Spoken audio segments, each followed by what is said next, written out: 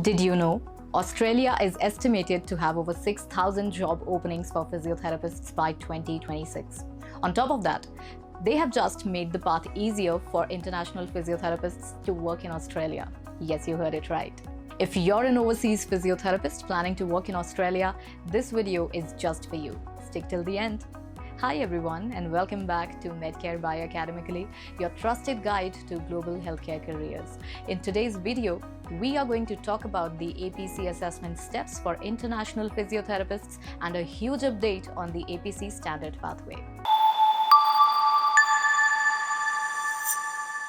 So earlier, Australia followed the standard pathway for international physiotherapists. It had a written and a clinical assessment. But in the new APEP pathway, it has a written and a capability assessment that has replaced the earlier clinical assessment. And here's a good thing. The new process is faster, smoother, and easier. Here's how it looks. Now let's get into it. The written assessment, what should you expect? Once you've completed your eligibility assessment and cultural safety training, the next step is the written assessment.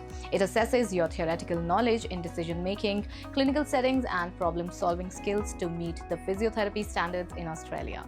How is the exam format? There are 2 papers on the same day, each lasting for 2 hours.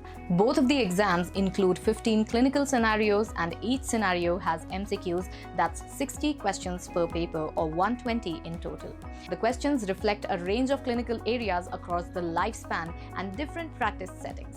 Here's what they include: core practice areas, musculoskeletal, neurological, and cardiorespiratory physiotherapy, and across the lifespan, pediatrics, adults and older adults. The settings are acute care, rehabilitation, community and rural practice. And for professional practice, ethics, communication, cultural safety, and evidence-based care. The written assessment is held 4 times a year, and you can take it remotely or at dedicated venues in Melbourne and Sydney.